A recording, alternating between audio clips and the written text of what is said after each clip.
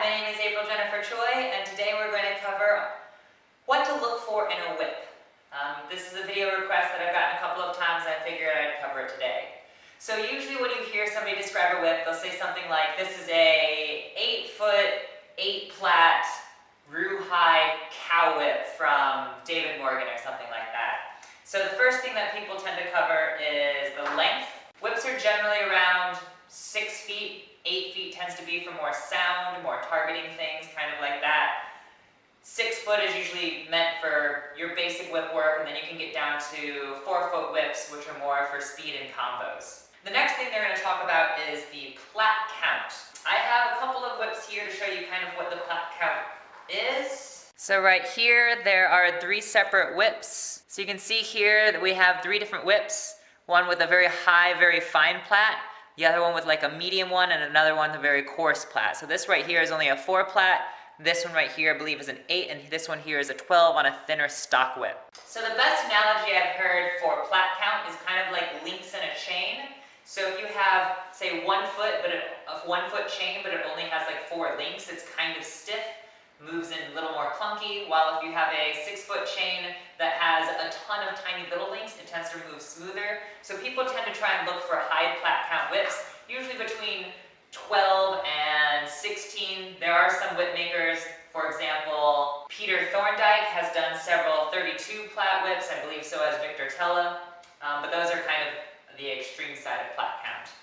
The next thing people look for is material. So these 2 over here are made of rawhide. This one right here is made of cowhide. Rawhide tends to be a lot stronger. Something that's even stronger is nylon. Nylon is considerably stronger than leather. So a lot of people prefer nylon for its strength. But it tends to also be a little bit stiffer. So then people want to look for leather whips, particularly rawhide whips, for its suppleness and fluidity. And then we'll cover that a little bit later. Last but not least, you'll hear some people throw around whip makers' names, but if you're getting to a point where you know whip maker names, you probably don't actually need this video. What I personally look for whips, probably the very first thing I look for is kind of the fluidity or how stiff a whip is. If you have a whip that is fairly stiff, like this is a brand new whip, you can see that's a really stiff thong, while this one's very, very fluid. One thing that you can test other than looking like that is if you have 2 whips side by side and they have about the same thong length. If this one moves like that, it's about how it moves. You kind of take a look at it. This one, if you listen very carefully, just by doing the same action, moves a lot more and is already producing small little pops just by wiggling it. So that's fluidity.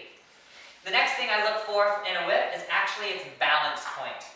So, for example, if we take these 2 whips right here, this whip right here has a balance point right underneath its handle when it's folded over.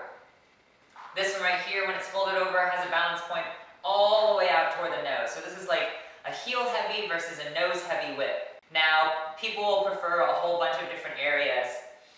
This isn't a guaranteed way, because depending on the length of the whips, they'll all toss a little bit differently. So, for example, in these types of juggling whips, for the people who are more used to clubs, they'll tend to like it a little bit further out, so you'll notice the balance point on this one's actually off of the handle. Versus people who are kind of just wanting a standard whip and toss those, they'll want whips that have center of gravities already in the handle, like all the way to like this point right here.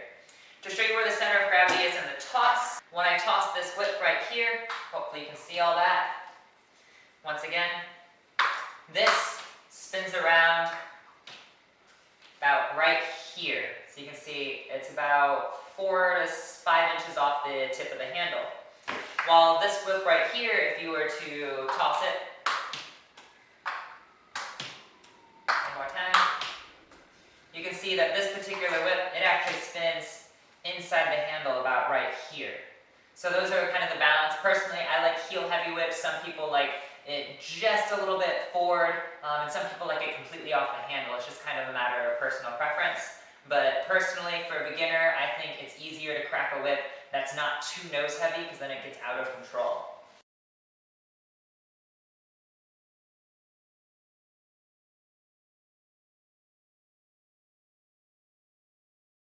The last thing I check for a whip, which is a pretty pretty obvious one. It's just like how straight it is, whether or not it kind of does a couple of like weird wonky movements. If it's a fairly supple whip, you won't have this problem.